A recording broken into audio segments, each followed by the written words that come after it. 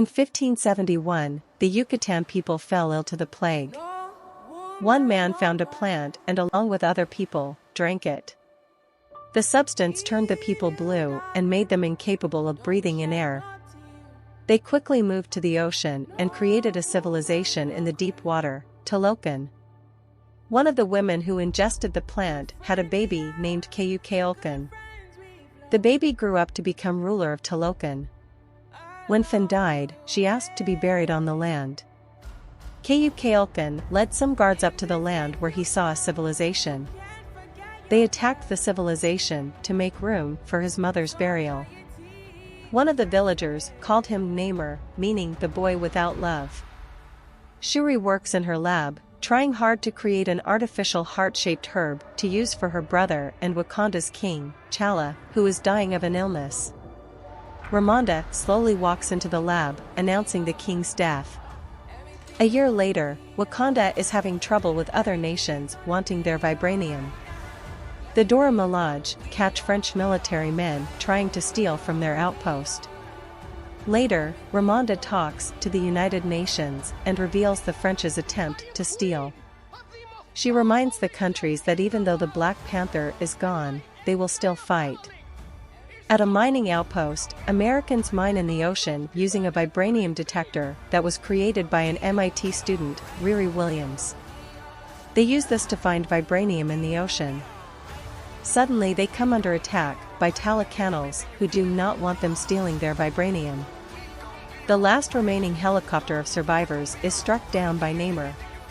In Wakanda, Ramonda and Shuri go to the water and mourn the year since Chala's passing.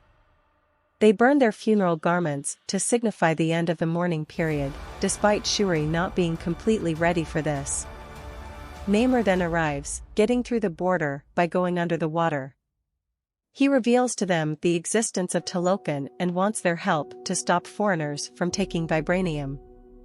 He also explains that Wakanda is not the only place that has vibranium, Talokan has it too. Ramonda tells him off, worried of his presence.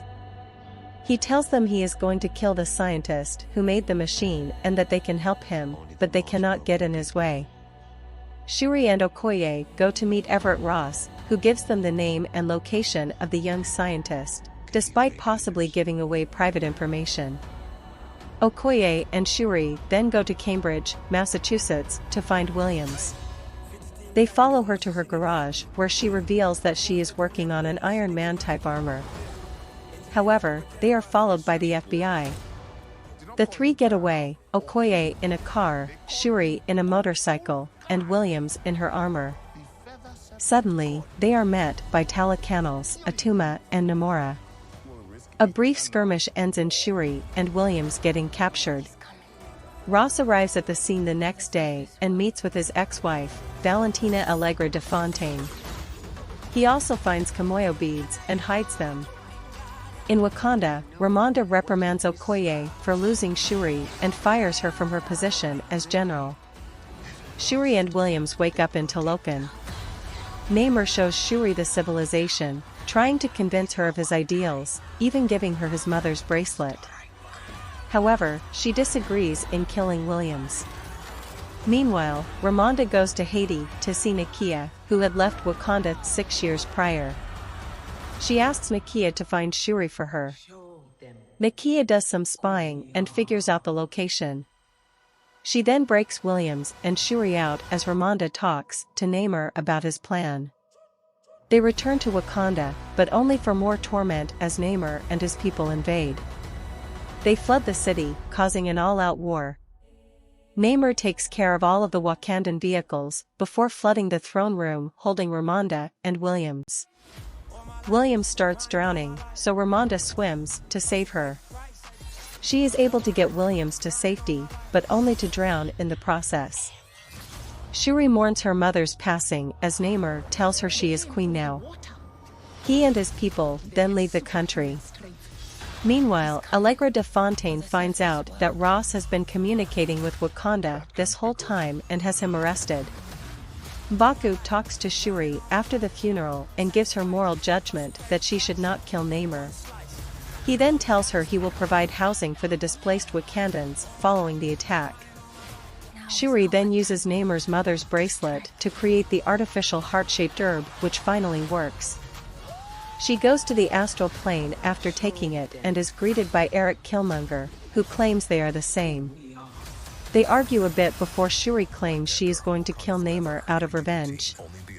Shuri wakes up and makes herself a suit. She then drops into a meeting between Baku and the elders as the Black Panther. In preparation of the battle, Shuri and Williams realize that they could weaken Namor by heating his body up to where it cannot get oxygen.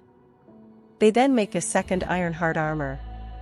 Shuri gives Okoye new armor, acting much like Iron Man's as well, called the Midnight Angels. Okoye recruits Annika to be a part of her two-woman team. In the ocean, they use a vessel to lure the Talacanals into a trap. The battle commences as Namor seems to gain the upper hand. However, Black Panther traps him in a Royal Talon fighter as they take off away from the battle. Meanwhile, the Dora Milaje fight the Talacanals on the side of the vessel while the Jabari tribe, Nakia, and the others battle the ones on top. Ironheart and the Midnight Angels take care of the airborne Talacanals. Black Panther heats up the Royal Talon fighter, weakening Namor, but he begins to break out with his spear. Black Panther shoots a blast from her vibranium gauntlets, which explodes the whole ship, sending the two adversaries into the island below. The two fight some more until Namor impales Shuri. However, instead of finishing her off, he is more worried about getting to the water before he dies. An injured Black Panther breaks free and gets in front of the limping Namor. She then yells "Wakanda forever" as she armors up, sending a blast from the exploding Talon fighter into Namor. He is set ablaze as he collapses. She stands over him to finish him off, but remembers her brother, T'Challa. With these memories of the man he was, she decides to spare Namor's life as long as he returns to Talokan. Namor has gratitude for the Black Panther and joins her as they return to the fight scene and tell everyone to stop fighting. Black Panther then yells "Wakanda forever" once again as the rest repeat it back. In the aftermath, Williams returns to MIT without her armor as the Wakandans do not want any controversy with letting her keep it. Shuri leaves for Haiti instead of challenging for the throne, which ultimately is challenged by Baku. Later, Namor paints in his room as Atuma greets him. Namor assures her that their new alliance with Wakanda will be beneficial. On his way to prison, Okoye breaks Ross out of custody. In Haiti, Shuri meets with Nakia before leaving for the beach, where she burns her funeral ceremonial robe, allowing her to finally grieve. In a mid-credits scene, Shuri learns that Nakia and T'Challa have a son, Toussaint, who Nakia has been raising in secret far from the pressure of the throne. Toussaint reveals his Wakandan name is T'Challa. Black Panther, Wakanda Forever. Rated PG-13. Only in theaters November 11th. Get tickets now.